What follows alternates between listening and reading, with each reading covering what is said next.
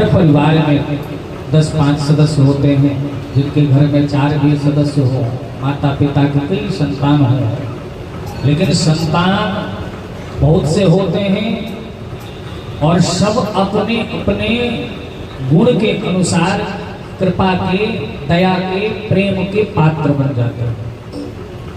तुलसी बाबा ने लिखा, एक पिता के विपुल कुमारा, एक पिता के विपुल कुमारा, होए पृथक गुण शील अचारा, होए पृथक गुण शील अचारा, तो धनवंत सोर को दाता, तो धनवंत सोर को दाता, को पंडित को तापस जाता, को पंडित को तापस जाता, एक पिता के विपुल कुमारा, एक पिता के विपुल कुमारा। हम आप सब सुनते हैं, ऐसे भी समाज में चर्चा होती है कि आत्मा जायते पुत्र, पिता की आत्मा से बेटा बेटी का जन्म होता है। जब पिता की आत्मा से सभी संतानों ने जन्म लिया, भाई तो फिर बुद्धि अलग अलग क्यों हो गए? बोले क्योंकि बुद्धि अपने पूर्व जन्म के कर्म से और अपने कर्म से अर्जन किया जाता है। उसमें एक संतान ऐसी हो गई जो कृपा का पात्र बन गया, अपने पिता माता का प्रेमी बन गया, और बाकी उससे जलन करने लगे, भैया आपको ज्यादा माना जा रहा है। हमारे माता पिता ना द्वेष करते हैं, द्वित्व भाव रखते हैं, हमसे प्रेम नहीं करते, भैया से ज्यादा प्रेम करते, छोटे भाई से प्रेम करते। भाई उनके भीतर कुछ ऐसी खासियत रही होगी जिनके कारण वो कृपा का पात्र बन गया। आप भी अपनी पात्रता दिखाओ, हो सकता है कि उनसे ज्यादा पात्रता आप में नजर आ जाए, आप कृपा के पात्र बन जाओ। परमात्मा समभाव से सबके ऊपर दृष्टि रखते हैं, इसीलिए परमात्मा का नाम ही है समदर्शी। समदर्शी मोहे कहे सबको, परमात्मा को समदर्शी कहा जाता क्योंकि बराबर दृष्टि रखते हैं सब पर, किसी में भेदभाव नहीं करते। अब कमी तो हमारे भीतर है ना, हम कमी है हमारे भीतर, जिसके कारण परमात्मा के दृष्टि में आ नहीं पाते।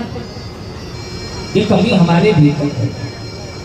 शुक्राचार्य कहते हैं कि परीक्षित उस परमात्मा की दृष्टि में आ जाओ, ऐसा कुछ कर दिखाओ, ऐसी कलाकारी दिखा दो कि परमात्मा तुम्हारे ऊपर नजर रखे।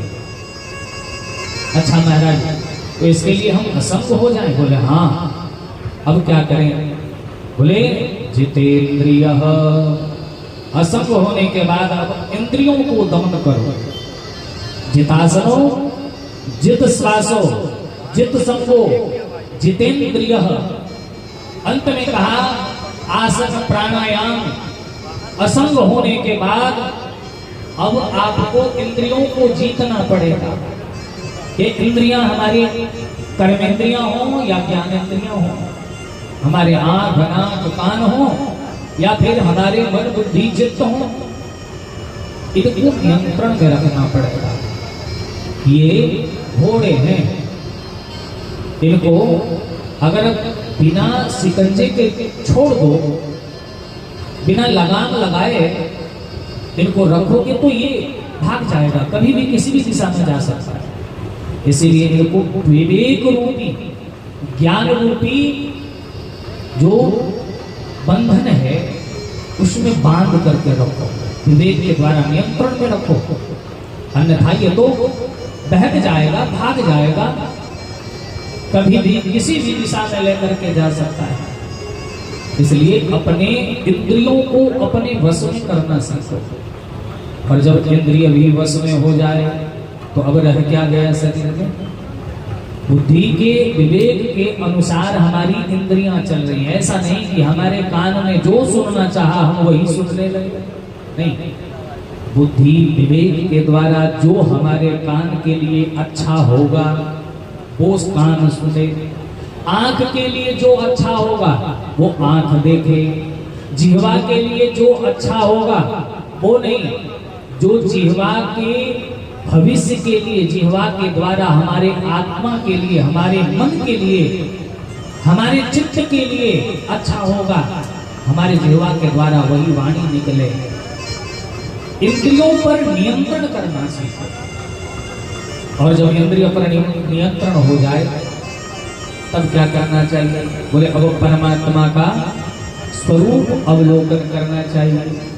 भगवान की छवि जो शास्त्रकारों ने, आचार्यों ने, महात्माओं ने दर्शन किया है और अपने दर्शन को दर्शाया है, लोगों के सामने बताया है कि भगवान की छवि कैसी है, भगवान कैसे कृपा करते हैं, उनकी कृपा दृष्टि कैसे होती है, कृपा की मुद्रा कैसी है, जो स्पष्ट बताए हैं, उनका अवलोकन करना चाहिए। उसी के अनुरूप उस परमात्मा का चित्र अपने चित्त में बिठाना चाहिए, अपने हृदय के आंगन में, अपने हृदय के मंदिर में भगवान की छवि बिठानी चाहिए और भगवान की छवि बिठा करके चिंतन करना चाहिए, ध्यान लगाना चाहिए भगवान का, कि भगवान के श्री विग्रह में ही 14 लोक हैं।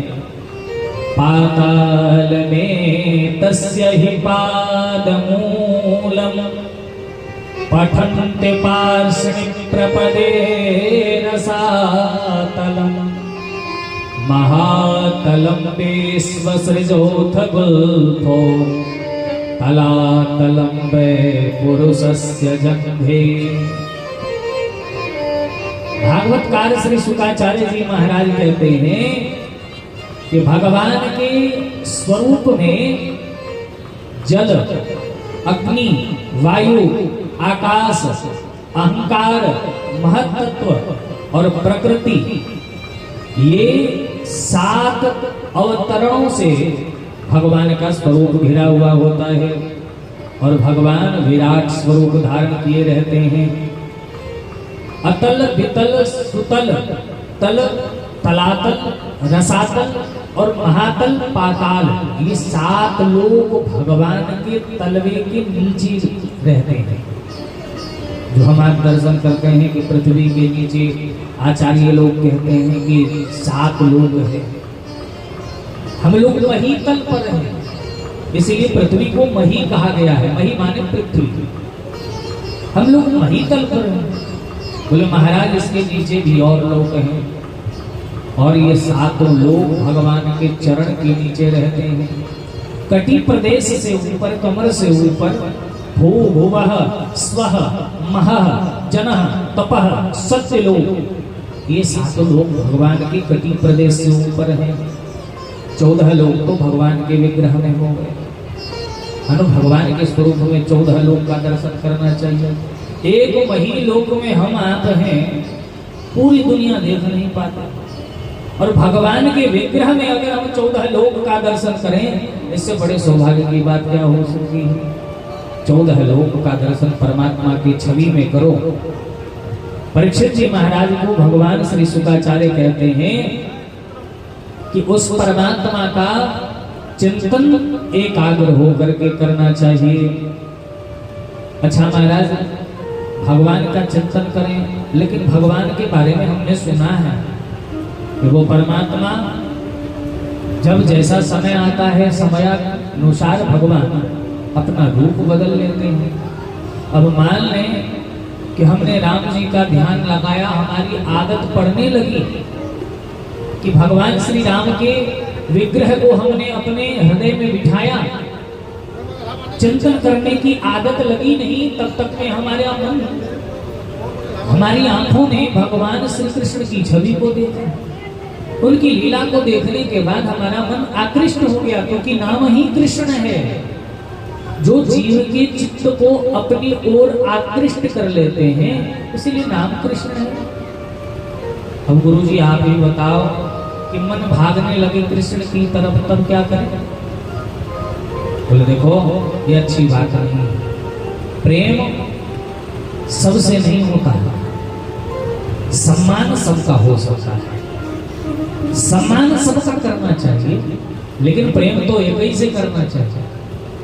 आपके चित्त ने जिनको माना, जिस छवि को माना, आप राम जी के प्रेमी हो, प्रेम करो राम जी से, सम्मान सबका करो, चाहे कृष्ण जी हो, शंकर जी हो, माता जी हो, काली जी हो, जो भी हो, सम्मान सबका हो। और प्रेम भगवान एक से हो। बोले महाराज लेकिन इतने रूप जो है, फिर बोले हैं तो विभिन्न रूप, लेकिन वास्तव में एक ही है। अनेक रूप धारण करते हैं, लेकिन वास्तव में एक ही परमात्मा है। जैसे भगवान सुवर्ण के रूप में है, भगवान का नाम कहा गया है हिरण्यगर्भ, भगवान हिरण्यगर्भ है। अब सोने का एक टुकड़ा, सोने का बेसिक देखने में लगे कि ये तो चौकोर है, गोल है, सिक्के की तरह है, अभी इनका कोई आकार नहीं है, लेकिन वही सोने को कलाकार क्या करता है? बोले नथुनी बना देता है, अंगूठी बना देता है, कंगन बना देता है, मंगलसूत्र बना देता है, इतने रूप दे दिए। अब इतने रूप बने तो नाम तो अलग अलग हो गए। अब किसी से पूछो, नाक में पहनने वाली नथुनी है, कान में पहनने वाला झुमका है, हाथ में पहनने वाला कंगन है, उंगली में पहनने वाली अंगूठी है, लेकिन जब सभी आभूषणों को फिर से तोड़ करके एक जगह कर दिया जाए और पूछा जाए कि अब बताओ क्या है, इसमें अंगूठी कहाँ है, इसमें कंगन कहाँ है, इसमें मंगलसूत्र कहाँ है, कुछ भी समझ में नहीं आएगा। पहले भी सोना ही था, आज भी वो सोना ही है। बीच में हम अवतार जितने हुए, उनके अवतार होते गए, कलाकार रूप देता गया, नाम पढ़ते गए, लेकिन था पहले भी वो सोना और आज भी सोना है, और कल टूटने के बाद जब गल करके फिर से एक होगा तो सोना ही रहेगा। बोले उसी प्रकार भगवान के रूप तो विविध हैं, लेकिन हैं तो एक ही। अच्छा महाराज, तो इतने रूप बनाने की जरूरत क्या थी? आखिर क्या जरूरत पड़ गई? इतने रूप बनाए, हमने तो सुना है 33 कोटि देवता हैं। तो शुक्राचार्य बोले हाँ देवता तो है, अब जैसा जिसको काम पड़ता है ना उसके अनुसार देवता बन जाता है। हाँ, देवता समय समय पर भगवान को रूप धारण करना पड़ता है, अगर ना करें तो फिर कार्य नहीं चलेगा। एक बार अब देखिए, ये सनातन की व्यवस्था है, हमारे वैदिक धर्म की व्यवस्था है, वेद की व्यवस्था है कि समय के अनुसार महाराज सनातन में ऐसी व्यवस्था रही है कि समय समय पर देवता को ही तोड़ करके फिर एक देवता बन जाते हैं। एक बार देवताओं ने बड़ा सुंदर यज्ञ किया और यज्ञ में विधान था कि जितने देवता हैं सबको भोजन दिया जाएगा, सबका सम्मान होगा, सबका आदर होगा, किसी का अपमान नहीं होना चाहिए। ये व्यवस्था थी यज्ञों की। आज भी यज्ञ करते हैं ना, तो सबको यही आदेश किया जाता है वेद का कि किसी देवता का अपमान नहीं होना चाहिए, सबका सम्मान करो।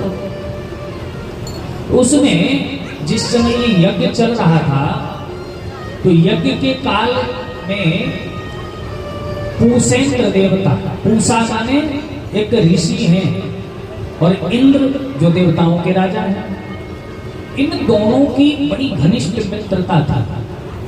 और दोनों ऐसे मित्र थे कि जो इंद्र को भोजन प्राप्त होगा वही पूषा ग्रहण करेंगे, और जो पूषा को मिलेगा वो इंद्र भोजन ग्रहण करेंगे।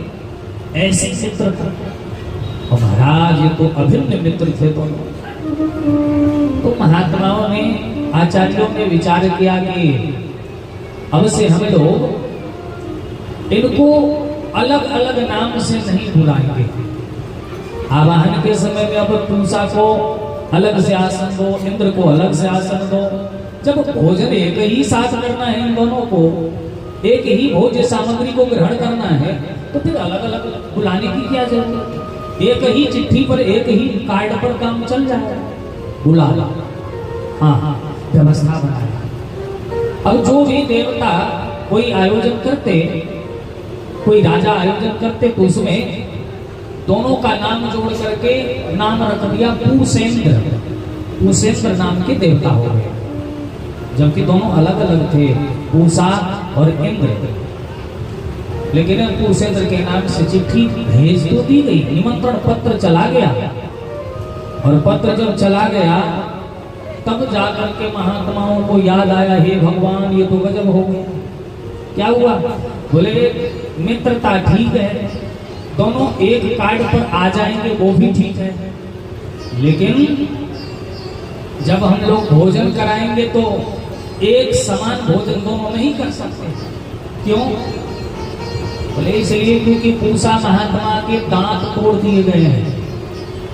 उस समय की बात है जब दक्ष प्रजापति के यज्ञ में वीरभद्र के द्वारा उस यज्ञ को विध्वंस किया जा रहा था, उसी समय पूषा देवता के दांत तोड़ दिए गए थे।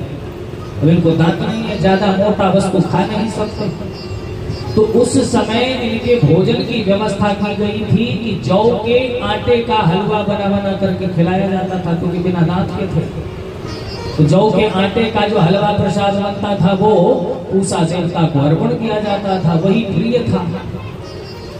इंद्र देवता तो कड़े दांत वाले, इनको चाहिए था पुरोडास, बढ़िया भोजन जो कड़े कड़े भोजन हो वो करने वाले। अब महात्माओं ने विचार किया कि भाई अब क्या करें, निमंत्रण तो भेज दिया है, आप ही बताओ, जब सतवा भोजन देंगे पूषा देवता को तो इंद्र नाराज हो जाएंगे, और इंद्र के हिसाब का भोजन देंगे तो पूषा देवता नाराज हो जाएंगे।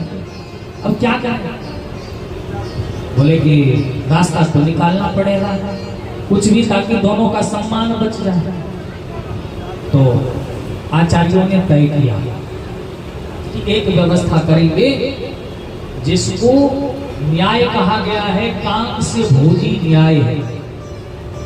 कांस भोजी न्याय कहा जाता है कि पहले गुरुकुल में ऐसी व्यवस्था रहती थी, गुरुजी गार्हस्थ आश्रम में रहते, उनका परिवार है, बच्चे हैं, तो गुरुकुल में जब भी कोई शिष्य विद्याध्ययन को जाता था तो विद्यार्थी के लिए ऐसी व्यवस्था थी कि वो ब्रह्मचर्य में रहेगा। एक ब्रह्मचारी का जीवन कैसा होना चाहिए, उस व्यवस्था का अनुशीलन करता था। लकड़ी चुन करके लाना, ब्रह्म मुहूर्त में जगना, संध्या वंदन करना, त्रिकाल संध्या, गुरु के आदेश का पालन करना, गुरु की वाणी से जरा सा भी इतर होकर के न चलना, गुरु जैसा आदेश करे वैसा, पत्तल में भोजन करना, गुरु जी के समक्ष बैठ रही होती मत ना करना। हाँ, गुरु जी के यहाँ बैठ जाओ, जब तक गुरु कहे नहीं तब तक खड़े। बड़ी सुंदर व्यवस्था थी। अब एक चेला गया गुरु जी के पास, और गुरु जी के पास जब गुरुकुल में गया तो उसने संकल्प ले लिया कि गुरु जी, मैं आपके आश्रम में जब तक रहूंगा, जब तक मैं विद्याध्ययन करूंगा, तब तक मेरा संकल्प है कि मैं भोजन आपका उच्छिष्ट ही करूंगा। आप जो भोजन करके छोड़ देंगे पात्र में, वही खा करके मैं विद्याध्ययन करूंगा। बोले ठीक है। और गुरु जी गृहस्थ थे, और ब्रह्मचारियों के लिए कांसे की थाली में भोजन वर्जित किया जाता है, और गुरु जी करते थे कांसे की थाली में भोजन।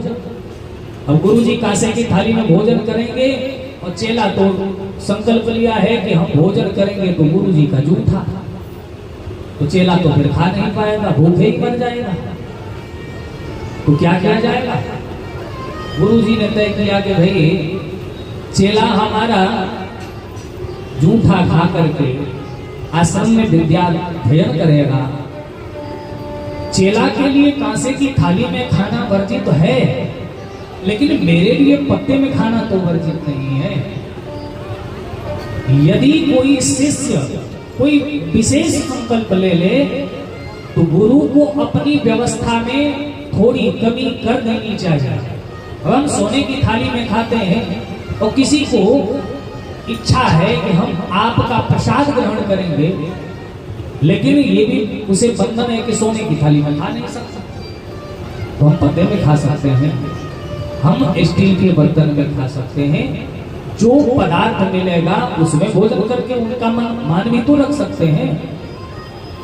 गुरुजी ने कहा कि चलो भाई तुम्हारा संकल्प है कि हम गुरुजी का प्रसाद पाएंगे, आज से हम कांसे की थाली में नहीं खाएंगे जब तक तुम रहोगे। तो गुरुजी ने पत्ते में खाना शुरू कर दिया। अब गुरुजी पत्ते में खाने लगे तो चेला को भी भोजन मिलने लगा। देवताओं ने सोचा यही न्याय हम लोगों को भी अपनाना पड़ेगा कि हम लोग अब ये न तो पूषा देवता अलग रहेंगे न इंद्र देवता अलग रहेंगे, जबकि पूषा अलग इंद्र अलग, लेकिन दोनों को मिलाकर के नाम ही अलग दे दिया पूषेंद्र, और ये अलग देवता हो गया। इससे हमारे सनातन में ऐसी व्यवस्था रही है कि दो देवता जब आपस में भिड़ंत का समय है तो तीसरा देवता फिर से बन पूषेंद्र के लिए अलग से अब व्यवस्था बनाने लगे। ये कांस से भोजी न्याय से पूषेंद्र देवता बने और बना करके उनके दिन तक जौ के आटे का हलवा बना करके देते। अब करें क्या, इंद्र देवता भी आकर के ग्रहण कर लेते, पूषा देवता भी आकर के ग्रहण कर लेते, दोनों को भोजन मिल जाता। एक से बढ़ करके एक देवता। महाराज तो हम किस देवता का ध्यान करें और क्यों करें, किस कारण से इतने रूप बना दिए, कारण क्या था? बोले देखो सबकी एक व्यवस्था है, जिसमें जिसको जैसी कामना हो उसके अनुसार देवताओं का यजन करे। आयुष कामो स्विनो देवो पुष्टिका महिलाम जजेत प्रतिष्ठा कामः पुरुषो रोदसी लोकमातरो रूपा।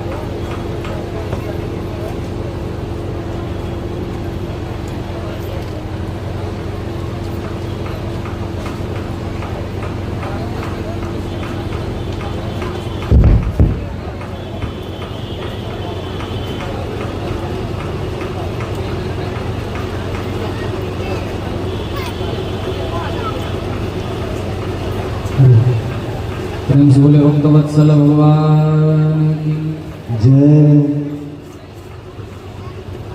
श्री शुकाचार्य भगवान कहते हैं परीक्षित कामनाओं के अनुसार देवता हुए हैं। रूपाभिकामो गंधर्वान स्त्रीकामो पूर्वसी आधिपत्य कामः सर्वेषां यजेत परमेष्ठिना। जिसको रूप की कामना हो वो गंधर्वों की उपासना करे, सुंदर स्त्री की कामना हो तो उर्वशी देवी का ध्यान करे, आधिपत्य की कामना हो तो परमेष्ठी ब्रह्मा जी का ध्यान करे। यज्ञम यजेत यशः कामः कोश कामः प्रचेतसा।